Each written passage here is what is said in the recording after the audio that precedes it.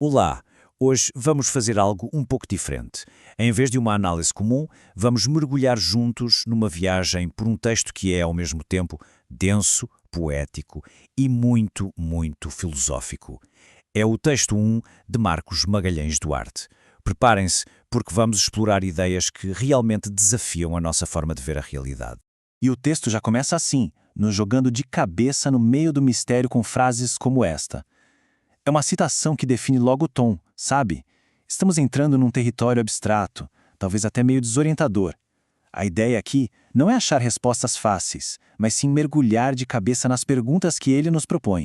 E, no coração de tudo isto, temos um enigma, o conceito de uma imagem incrível. O nosso objetivo aqui não é resolver esse enigma como se fosse um quebra-cabeças.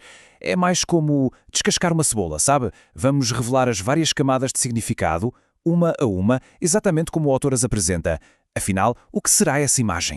Então, para começar, vamos dissecar as características dessa imagem que é o ponto central de todo o texto. O que é que a torna tão incrível na visão do autor?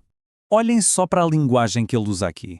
A imagem não é descrita com adjetivos normais. Não é só boa, é de padrão alta. Não é rápida. Ela tem a velocidade de todas as luzes. Dá para perceber?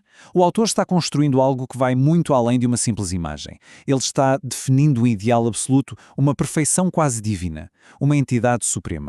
E isto nos leva a uma conclusão muito importante. Não estamos falando de uma fotografia ou de uma pintura. A imagem avançada é apresentada como um conceito vivo, dinâmico. Uma forma de percepção que está sempre se expandindo, sempre indo além da nossa capacidade de compreendê-la por completo. Ok, mas se essa imagem é quase uma entidade com pensamento próprio, como é que ela se comunica? Bem, o texto sugere que ela tem as suas próprias linguagens, os seus próprios códigos. Vamos tentar decifrá-los. A primeira camada de comunicação é a linguagem oculta. Pensem no trovão acontecendo antes do relâmpago. É uma causa que só se revela pelo efeito que já aconteceu. É uma ação tão fundamental, tão instantânea, que ela acontece antes mesmo que a gente consiga perceber ou reagir. Ela simplesmente é. Depois vem a linguagem proibida. Mas aqui, proibido não quer dizer tabu, não. Refere-se a uma comunicação através de um compromisso absoluto. É a linguagem da ação levada às últimas consequências. Uma força tão intensa que ela quebra barreiras e transforma a própria realidade. A linguagem pura é talvez a mais filosófica de todas. O texto descreve-a como um estado de sentimento unificado. Pensem nisto como uma forma de comunicação que não vive na dualidade do sim ou não, do certo ou errado. É uma experiência, um sentimento que contém os dois lados ao mesmo tempo, transcendendo qualquer conflito. E, por fim, a linguagem universal. Esta é a ideia de que a comunicação da imagem está em todo o lado. Na arte, na ciência, na natureza. E segundo o texto, a partir do momento em que se começa a entender essa linguagem, a sua presença se expande e a gente passa a vê-la em toda a criação.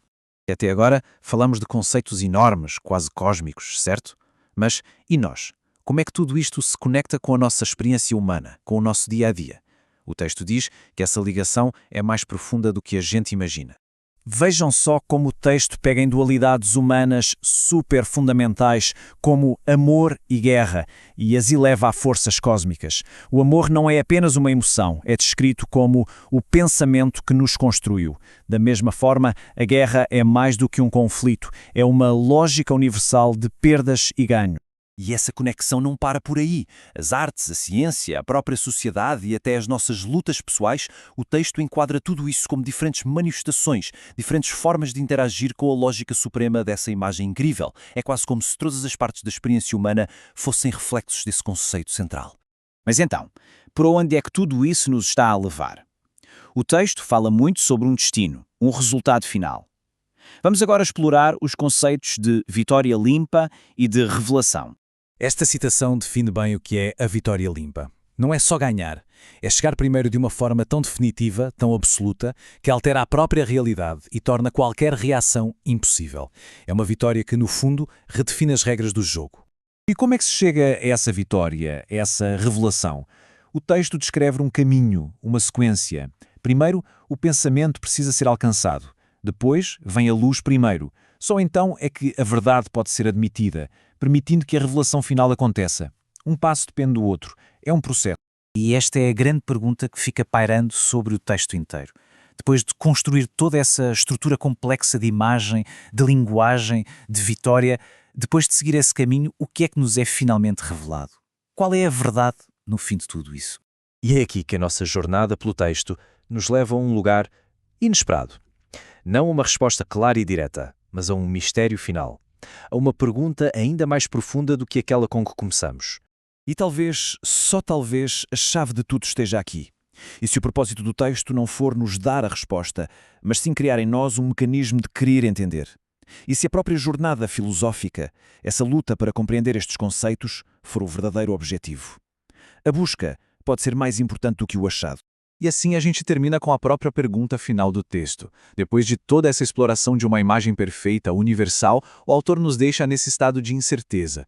Talvez a verdadeira imagem avançada não seja algo para ser visto ou compreendido, mas sim a própria busca, a busca incessante por um significado. E essa é a ideia que fica.